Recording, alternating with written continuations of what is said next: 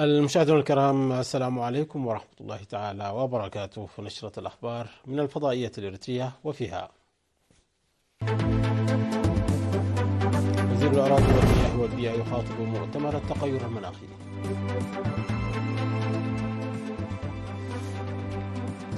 أنشطة لمكافحة العادات الضارة بالمرأة في إقليم عنزبة. محمية دبر سيناء تسهم في نمو التنوع الأحيائي والثروات الطبيعية. روسيا تهدد أو تعدل عقيدتها النووية وتهدد الغرب.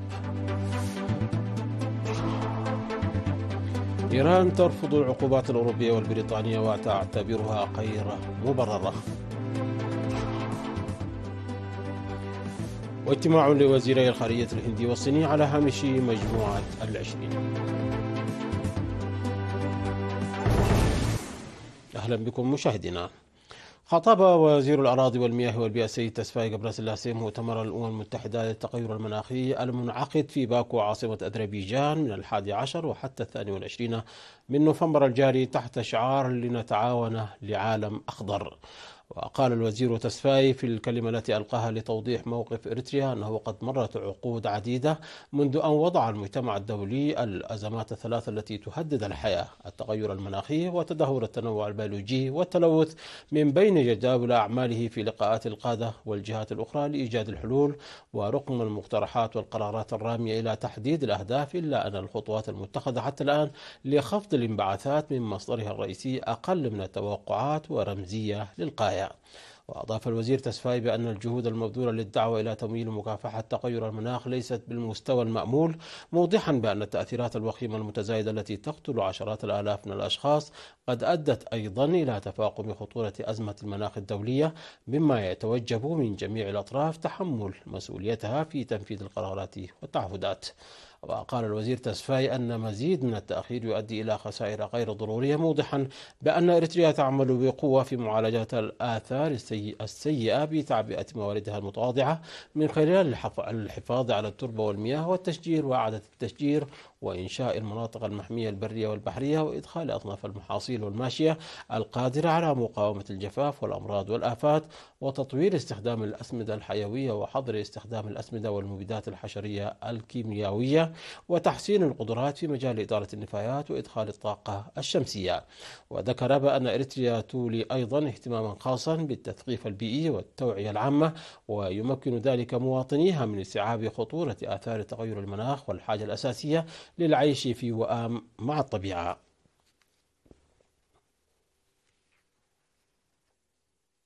أعلن الاتحاد الوطني للمرأة فرع إقليم عنسبة في التقييم الذي أجراه تحقيق نتائج مرضية من حملات التوعية في أوساط الشعب عامة والأمهات خاصة لمحاربة ختان الإناث وزواج القاصرات. وأفاد الاجتماع المنعقد في 15 من نوفمبر الجاري القيام بأنشطة توعية هذا العام بالتعاون مع وزارات التعليم والصحة والعمل والرعاية الاجتماعية وإدارة مدينة كرن، وأدت إلى زيادة المراجعة الصحية ما قبل الولادة.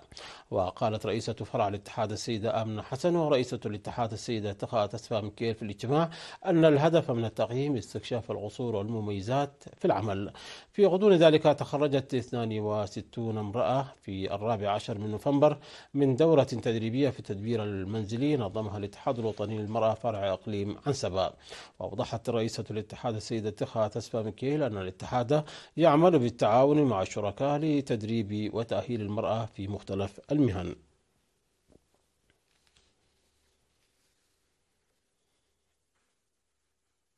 نظم قسم الرقابة الإقليمية في إقليم القاشبركة دورة تدريبية في مديريتي فورتوساوا وشامبوق حول وسائل إدارة التربة والمياه والموارد الطبيعية. وتضمن التدريب تعريف المزارعين بأهمية معرفة التربة التي يستخدمونها في الزراعة وترشيد استخدام المياه والتربة واتباع إرشادات الكادر الزراعي. وقدمت في التدريب المنظم في فورتوساوا دراسة حول نوعية التربة في إدارات الضواحي تال آي ومولوبير وهوميب وفورتو وملوحتها. ونصح خبراء الزراعة المزارعين بمراعاة سلامة البيئة والموارد الطبيعية واستخدام السماد الطبيعي. وقال مسؤول خدمات الرقابة الإقليمية في إقليم القاشبركة السيد حقوس قبر مريم أن الدورات التدريبية المنظمة تحقق نتائج مرضية.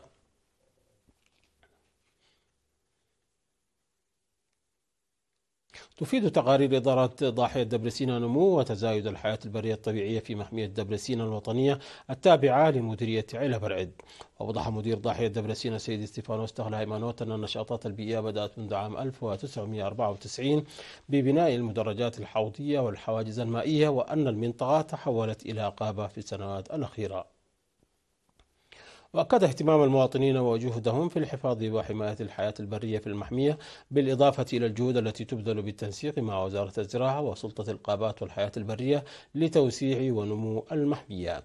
وأوضح عضو مكتب الزراعة في المديرية السيد هبتا ميكائيل ولد سلاسي أن المحمية تسهم في نمو الأشجار الطبيعية نتيجة حفظ التربة وخصوبتها، كما تمكن المزارعين من تغذية مواشيهم بحصد الحشائش، بالإضافة إلى الاستفادة من بيعها في الأسواق.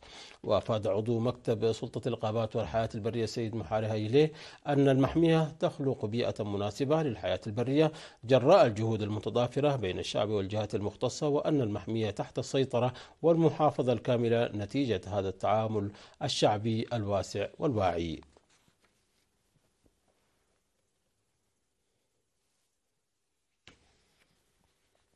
نظم الاتحاد الوطني للشباب والطلبة فرع إقليم شمال البحر الأحمر سيمينار للشباب العمال في مصوع بعنوان تفرد تحرير إريتريا. أوضح مسؤول قسم الشؤون الخارجية بالمكتب المركزي للاتحاد السيد دانيال إياسو تميز استقلال إريتريا بالمقارنة مع ما يسمى الاستقلال الذي أعقب انتهاء الاستعمار المباشر في الدول الأفريقية، وتحقق باتفاقات تدير القوى الاستعمارية بموجبه موارد هذه الدول، وذلك بإرفاق الأمثلة. وقال إنه على عكس تحرير معظم الدول، فإن حرية إريتريا تطلبت عملية طويلة للوصول إلى الحرية الحقيقية، موضحا بأن ما يميز استقلال إريتريا هو أن الوطنية بنيت قبل أن تصبح دولة، وتم ضمانها بنضال وتضحيات الشعب الإريتري.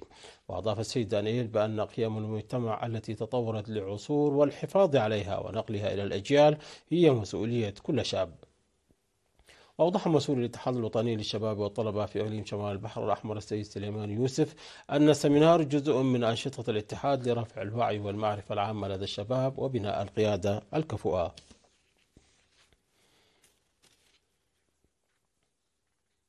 عقد قائد شرطة لوقو عنسب الملازم الأول أندرياس تسباغرجيش في 13 من نوفمبر الجاري سمينار تدويري حول المعرفة القانونية لطلاب المدارس المتوسطة والثانوية، موضحا أهمية وعي المواطنين القانوني، كون أن المخالفات والجرائم لا تخفى على المجتمع، وأن عملية مكافحة الجريمة لا تنجح إلا بمشاركة الشباب في كشفها ومحاربتها. وناشد مدير مدرسة دعرو المتوسطة والثانوية التوسع في عقد سمينارات مماثلة لرفع الوعي الأمني والقانوني لدى الشباب والآباء. وفي شأن مماثل، عقدت الشرطة في مصوع وقلعلو سمينارات للشعب والطلاب حول المعرفة القانونية ومكافحة الجريمة من 9 وحتى 15 من نوفمبر الجاري. وأوصى قائد مركز الشرطة الأول بمصوع الرقيب محمد فاقر الآباء بتوجيه أبنائهم ومتابعة محيطهم وإبلاغ السلطات في حال حدوث مخالفات قانونية لاتخاذ الإجراءات اللازمة. وناشد قائد مركز شرطة قلعلو الرقيب قرماي سقالت بدوره الطلاب للتحلي بالأخلاق الاجتماعية والابتعاد عن المواد الضارة التي تحفز الشباب على ارتكاب الجرائم والمخالفات.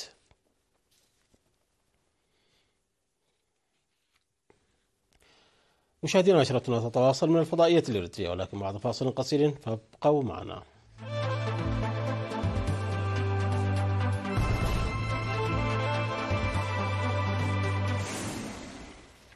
أهلا بكم مجددا. أعلنت روسيا أنها بصدد تفعيل التعديلات التي أجرتها على عقيدتها النووية، وهددت برد مناسب وملموس على القوى الغربية التي تدعم أوكرانيا عسكريا بعد قرار بالسماح لكييف باستخدام أسلحة تستهدف العمق الروسي. وقال المتحدث باسم الكرملين في تعليقات نشرت أن التعديلات التي أدخلتها روسيا على عقيدتها النووية تمت صياغتها، ولكن لم يتم إضفاء الطابع الرسمي عليها بعد.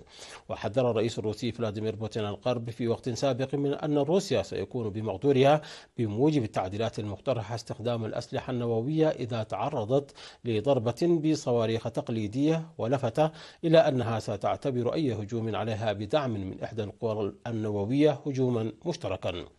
واعتبرت التعديلات على نطاق واسع محاولة من بوتين لرسم خط أحمر للولايات المتحدة وحلفائها، من خلال الإشارة إلى أن موسكو ستدرس الرد باستخدام أسلحة نووية إذا سمحت تلك الدول لأوكرانيا بضرب عمق روسيا بصواريخ غربية بعيدة المدى.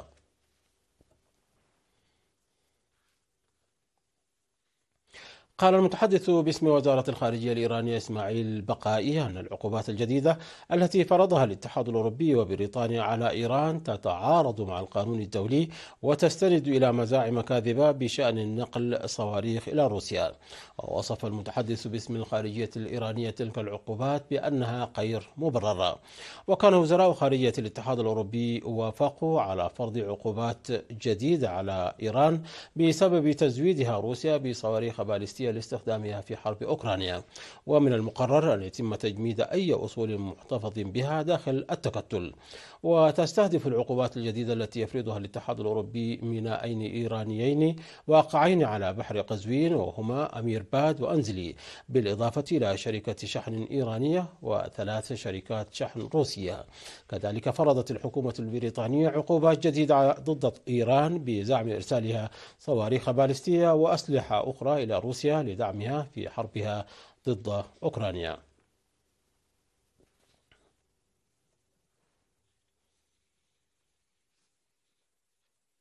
وسط ذوبان الجليد في العلاقات الهندية الصينية، التقى وزير الخارجية الهندي اس جايشانكار بنظيره الصيني وانغ يي على هامش قمة مجموعة العشرين في ريو دي جانيرو بالبرازيل. وناقش الزعيمان سبل المضي قدما في العلاقات الثنائية. وأشار وزير الخارجية الهندي في بيان إلى إحراز تقدم في عملية فك الارتباط الأخيرة في المناطق الحدودية بين الهند والصين، وتبادلا وجهات النظر حول الخطوات التالية في العلاقات الثنائية. وفي الشهر الماضي التقى رئيس الوزراء ناريندرا مودي والرئيس الصيني شي جين بينغ في روسيا على هامش قمة مجموعة البريكس بعد وقت قصير من توصل نيودلهي وبكين إلى ترتيب دوريات على طول خط السيطرة الفعلية. وأنهى هذا الاختراق سنوات من العلاقات المجمدة التي تراجعت بعد اشتباك في وادي جالوان في عام 2020.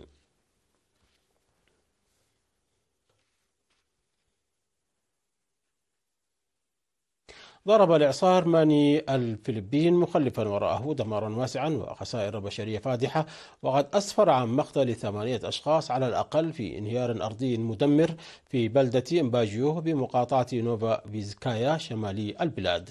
وهذا الإعصار هو واحد من 6 أعاصير قوية ضربت شمال الفلبين خلال أقل من شهر، مما أدى إلى تفاقم الأزمات التي تشهدها البلاد بسبب العواصف المتتالية. وكانت سرعة رياح ماني قد بلغت 195 كيلومترا في الساعة عندما ضرب جزيرة كاتاندوانيس، وأدت الأمطار الغزيرة الناتجة عن الإعصار إلى انهيار التربة، مما أدى إلى دفن منازل وقتل العشرات. وتعتبر هذه العواصف واحدة من أسوأ فصول موسم الأعاصير في الفلبين الذي يشهد عادة حوالي 20 إعصارا سنويا.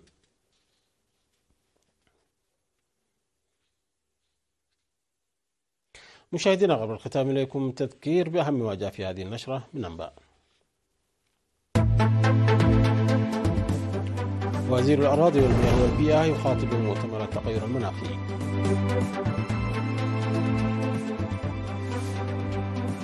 أنشطة لمكافحة العادات الضارة بالمرأة في إقليم عن سبع. محمية دبر سيناء تسهم في نمو التنوع الأحيائي والثروات الطبيعية. روسيا تعدل عقيدتها النووية وتهدد الغرب.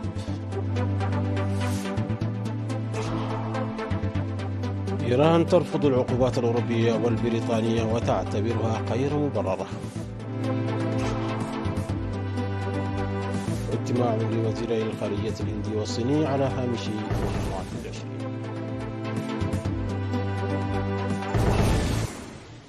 مشاهدينا، انتهت النشرة. شكرا على حسن المتابعة. تحية لكم أينما كنتم، إلى اللقاء.